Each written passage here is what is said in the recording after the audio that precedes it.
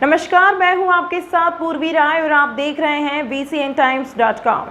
तिल्दा में एक दिल दहला देने वाला मामला सामने आया है। यहां एक शराबी पिता के हाथों में मां को बेरहमी से पीटता देख जवान बेटा इतना आक्रोशित हो गया कि उसने मां और नाबालिग छोटे भाई के सामने पिता की डंडे से मार मार कर हत्या कर दी।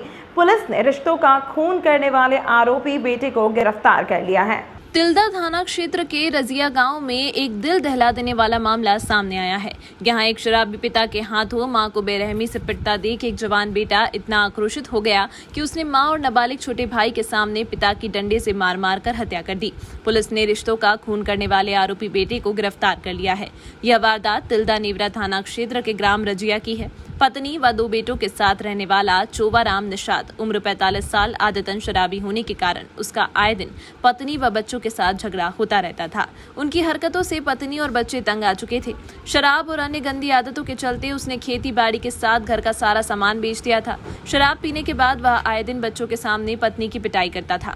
मां की पिटाई होने के बाद भी उसका जवान बेटा नीरज और उसका छोटा नाबालिग भाई मां को पिता के हाथों पिटता हुआ देखने के बाद भी वे सामने आने की हिम्मत नहीं जुटा पाते। बीती रात चोवाराम शराब पीकर जब रात को घर आया तब उसका बड़ा बेटा नीरज अपने छोटे भाई और दोस्त के साथ छत पर सोया हुआ था।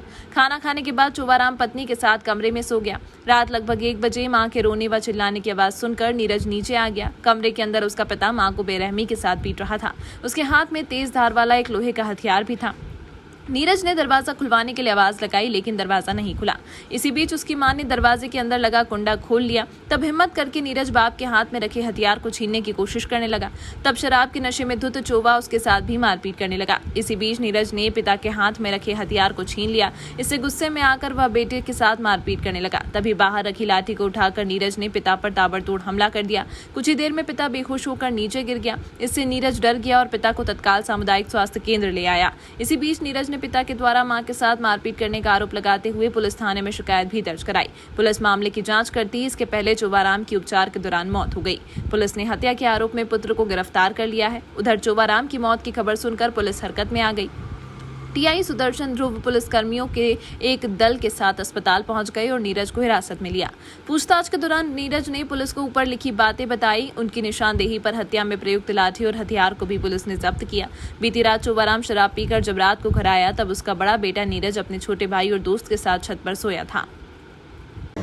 ग्राम रजिया में चोवाराम निषाद उम्र 42 वर्ष वो अपनी पत्नी गुनेश्वरी निषाद के साथ में रात्रि में खाना खाकर सो रहा था। करीब 12:30-1 बजे के आसपास में इनके बीच में पारिवारिक मामलों को लेकर के विवाद हुआ। ऊपर में सो रहे इनके पुत्र नीरज निषाद जो है और उसके भाई निखिल निषाद ये आवाज़ सुन करके नीचे आए और बीच बचाव करने लगे। बीच बचाव करने से ये हथियार रखा हुआ था जिसको छुड़ाने के नाम से इसके पिताजी को नीरज निषाद के द्वारा मारपीट किया गया है और दोनों को इसके माता पिता को दोनों को चोटें आई हैं। तो चोटें आई तो कल हमने पुत्र के द्वारा एफआईआर दर्ज कराने पर इनकी मां को जो मारपीट किया गया था उसमें हमने 294, 506, 323 अपराध पंजीबद्ध किया गया था और आरोपी जो है हॉस्पिटल में एडमिट था।